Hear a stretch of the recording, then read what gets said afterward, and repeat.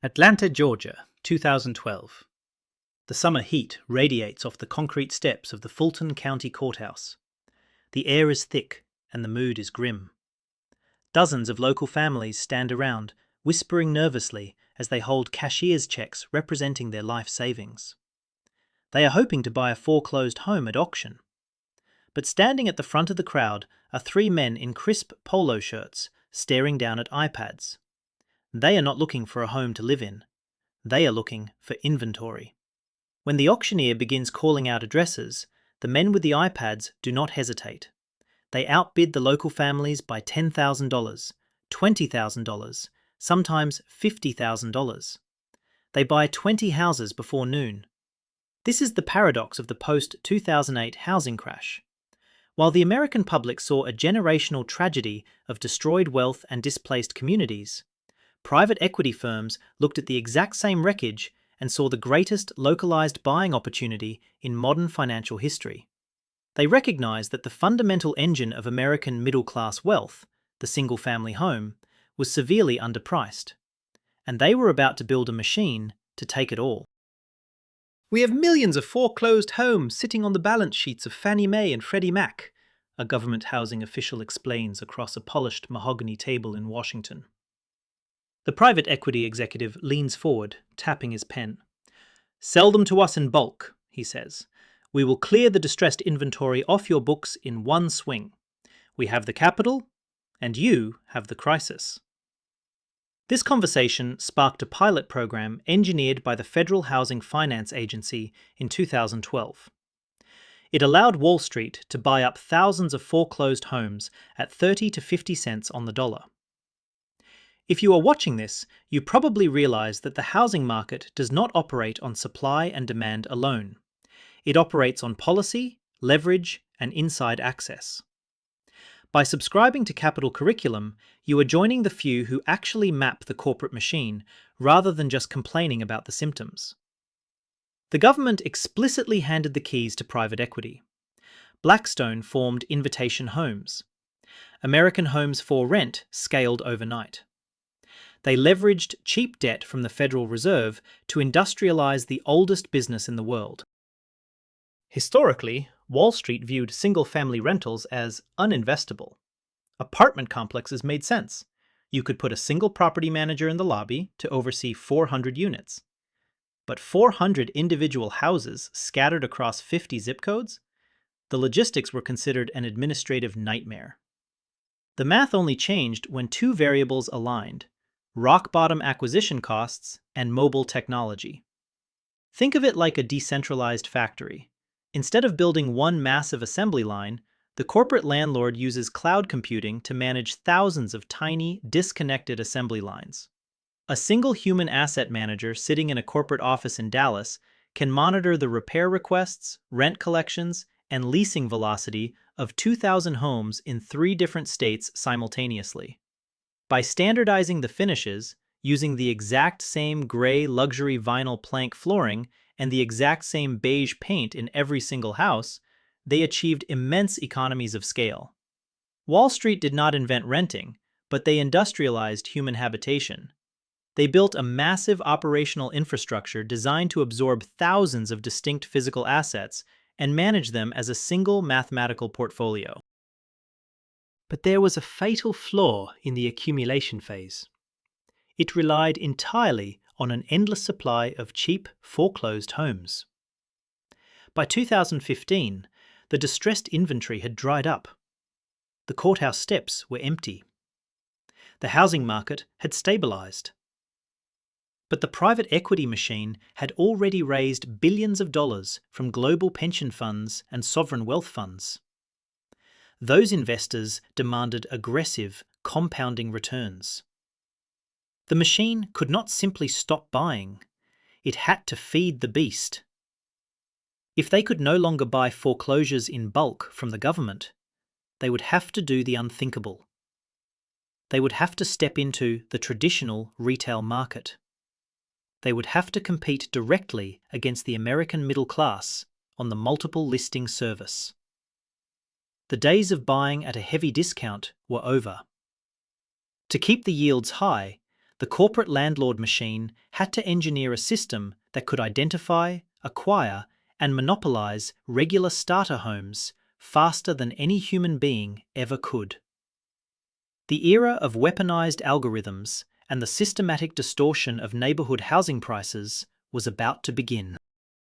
Phoenix, Arizona, 2017.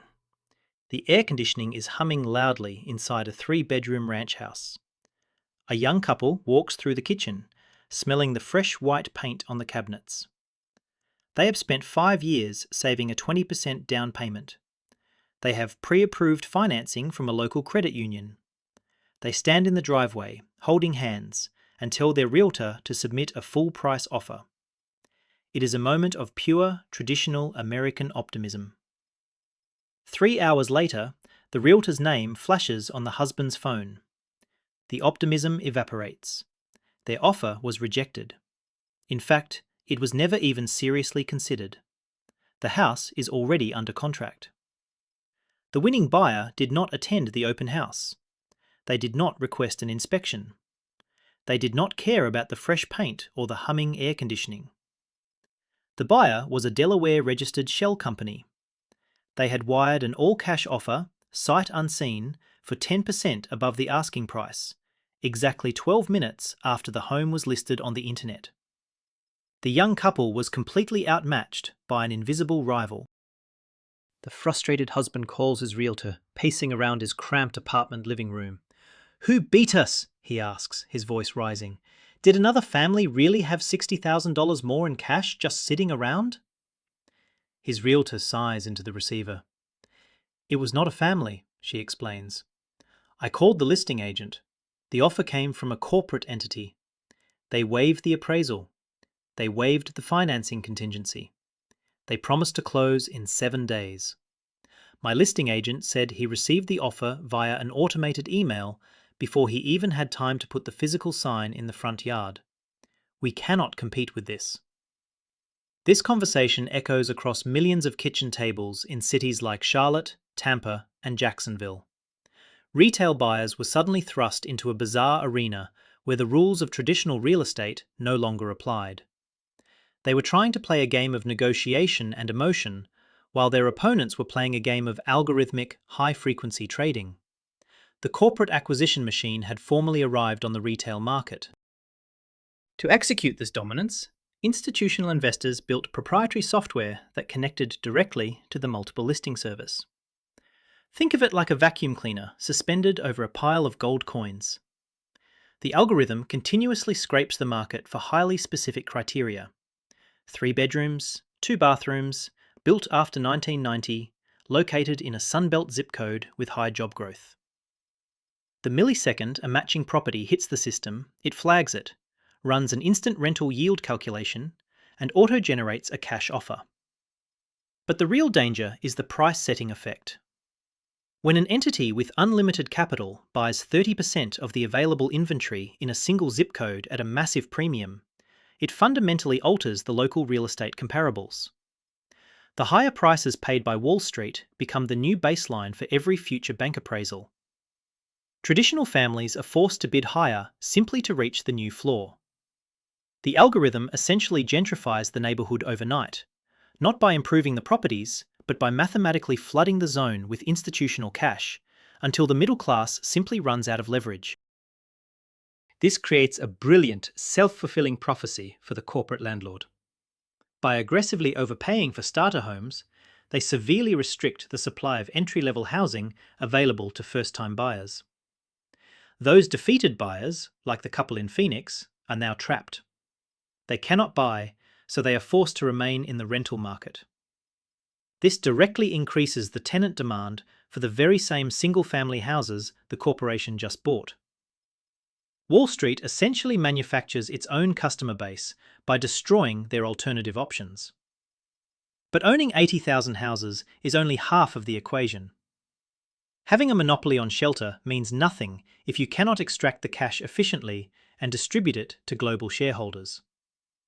The private equity firms realized that collecting rent checks individually was too slow and too disorganized for global capital markets. They needed to transform these localized neighborhoods into a highly liquid, globally traded financial asset.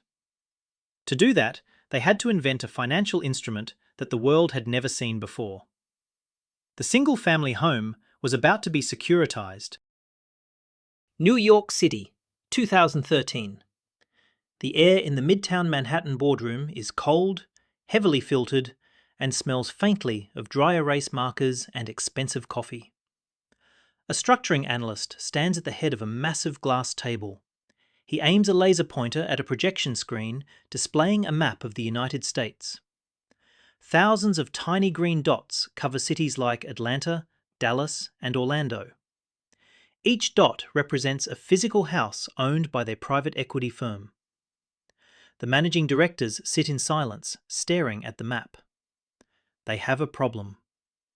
They have spent billions of dollars acquiring these homes, but all that capital is currently locked up in drywall, shingles, and suburban dirt. To keep growing, they need to pull their original cash back out. They need to borrow against the houses, but traditional banks do not issue mortgages for 20,000 properties at once. They need to bypass the banks entirely and go straight to the global bond market. They need to turn these physical houses into a piece of paper that pays a dividend. The structuring banker turns off the laser pointer and looks at the senior pension fund manager sitting across from him. "We are not asking you to buy the houses," the banker explains smoothly. "We are asking you to buy the cash flow." The pension fund manager frowns, looking over the prospectus. "Before the crash, you guys bundled mortgages. We all know how that ended." The banker smiles thinly. "This is different. In 2007, we bundled the debt of homeowners who could not afford to pay. Today, we are bundling the rent checks of people who have no choice but to pay. If a homeowner defaults on a mortgage, foreclosure takes years. If a renter defaults, we evict them in 3 weeks and put a new one in. The yield is protected." The pension fund manager taps the table. "What kind of return?" 5%, AAA rated, the banker replies. The deal is signed. In that room, Blackstone's Invitation Homes pioneered the instrument that changed everything. The single-family rental-backed security was born. The financial mechanism at play here is called a single-family rental-backed security. Here is exactly how the math operates. A corporate landlord takes 3,000 homes and places them into a subsidiary trust, known mathematically as a special purpose vehicle. They then issue a bond to major global investors, using the physical houses as collateral and the monthly rent payments as the strict cash flow to pay the interest on that bond. The tenant living in the house is completely unaware of this architecture. They think they are simply renting a 3-bedroom house from a property management company. In reality, their monthly housing payment has been legally securitized, rated by credit agencies like Moody's, and sold to an insurance conglomerate in London. The landlord is no longer a human being. The landlord is a mathematical bond covenant. This fundamentally severs the traditional incentive structure of property management. A normal landlord wants a long-term, stable tenant to simply cover the mortgage. A securitized corporate landlord only cares about maximizing net operating income, or NOI, to satisfy the ruthless yield requirements of a globally traded bond. This securitization introduces a terrifying mathematical pressure. Bond rating agencies demand constant, predictable yield. If local property taxes go up in Georgia, or if insurance rates spike in Florida due to a hurricane, the corporate landlord cannot simply absorb the cost. The spreadsheet demands that the net yield remain totally flat. Therefore, every single operational cost must be ruthlessly passed down to the tenant. But passing down costs is not enough to generate the aggressive growth demanded by Wall Street. To truly maximize the net operating income, the private equity firms realized they needed to push rental rates far beyond what the traditional free market would dictate. They needed to eliminate the empathy of the local property manager and replace it with a centralized, data-driven brain. They needed software that could track every competitor in the market, aggregate the data, and mathematically force rents upward across entire metropolitan areas. The era of the human landlord was over. The era of the pricing algorithm had arrived. Richardson, Texas, 2019. Inside a massive, windowless data center, server racks are humming. High-powered cooling fans whir constantly, fighting the immense heat generated by thousands of processors working simultaneously. This facility houses the digital infrastructure for RealPage, the most powerful real estate software company in the world. Terabytes of highly confidential data stream into these servers every single second. Property managers from across the country are feeding the machine non-public information. How many units are sitting empty? What exactly they are currently charging for rent? And exactly when current leases are set to expire. The software, known as YieldStar, aggregates this massive trove of competitor data. It processes the localized supply and demand metrics for hundreds of different markets. Then, every morning, it spits out a daily, mathematically mandated price for every available rental unit in its network. The servers do not sleep. They do not care about local wages, and they certainly do not care if a tenant is struggling. They are designed for one singular purpose: pushing the price of human shelter to the absolute breaking point. A property manager in Charlotte sits at her desk, looking nervously at her computer screen. She dials the number for her RealPage software representative. "Look," she says, lowering her voice. "I have a great tenant in Unit 4. She is a teacher. She always pays on time. But she just lost her second job. The YieldStar software is telling me I have to increase her rent by 15% for the renewal. She will leave if I push it that high. Can I override the system?" The representative on the phone does not hesitate. "Do not renew her at the current rate. You must accept the algorithm's pricing. We mathematically prove that you make more money by pushing rents 15% across the board, even if it causes a temporary increase in vacancy. The data shows that the tenants who stay will cover the losses of the ones who leave." The property manager sighs and prints the 15% rent increase notice. Human empathy has been systematically removed from the leasing process. The operational philosophy of YieldStar is simple: maximize revenue over occupancy. Historically, landlords prioritized keeping a building full. An empty house was a liability. But the software proved that operating at 90% occupancy with astronomically high rents generates more net income than operating at 100% occupancy with affordable rents. But this only works if all the major landlords in a city do it simultaneously. The Department of Justice alleges that this constitutes a modern-day cartel. Think of a traditional price-fixing conspiracy. 5 competing CEOs meet in a smoke-filled room and secretly agree to raise the price of gasoline. That is highly illegal. But in the digital age, landlords do not need to meet in secret. They simply outsource their daily pricing strategy to the exact same centralized algorithm. When the dominant corporate landlords in a single market all use RealPage, the free market completely ceases to exist. Tenants are no longer shopping around for the best competitive rate, because the algorithm has effectively unified the prices across supposedly competing companies. The software creates a synthetic monopoly. But base rent is only the beginning of the extraction. To continually satisfy the yield requirements of the securitized bonds, the corporate landlords pioneered the junk fee model in housing. The algorithm dictates the rent, but the operational spreadsheet demands additional margins. Tenants suddenly find themselves hit with mandatory $60 smart home fees, $30 trash valet fees, and exorbitant monthly pest control charges, regardless of whether they actually want or use these services. These fees are pure profit margins that flow directly back to Wall Street. The tenant is effectively being nickeled and dimed in their own living room. The squeeze becomes intolerable. But what happens when a family simply cannot afford the 15% algorithmic rent increase and the stacking junk fees?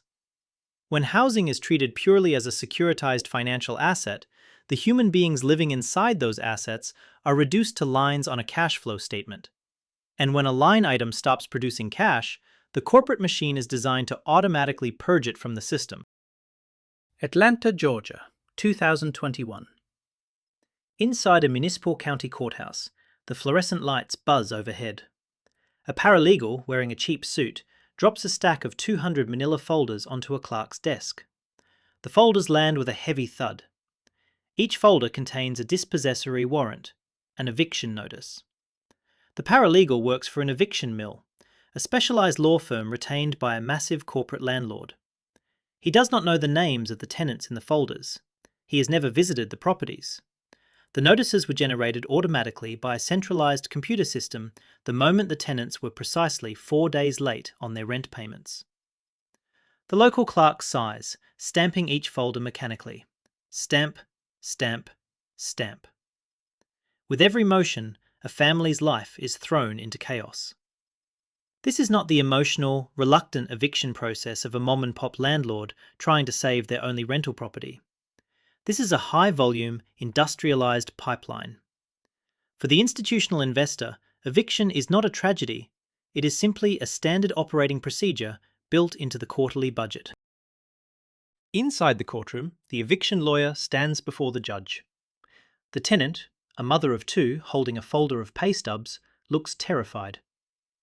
"Your Honour," the tenant pleads, "I paid the rent on the 6th of the month instead of the 1st.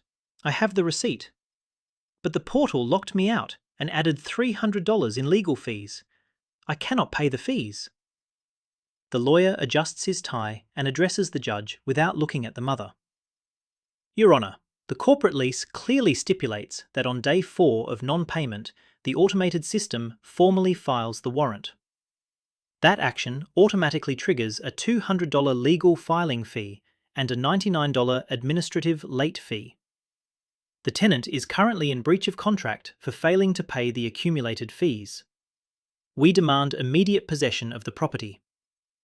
The judge reviews the 100-page corporate lease agreement, sighs heavily, and bangs the gavel. Possession granted to the plaintiff. The lawyer packs up his briefcase and moves to the exact same argument for the next 30 cases on the docket. The mechanism here is the weaponization of the legal system as a revenue generator. Investigations by academic institutions reveal that corporate landlords file for eviction at significantly higher rates than traditional human landlords. Think of it like an automated parking ticket system.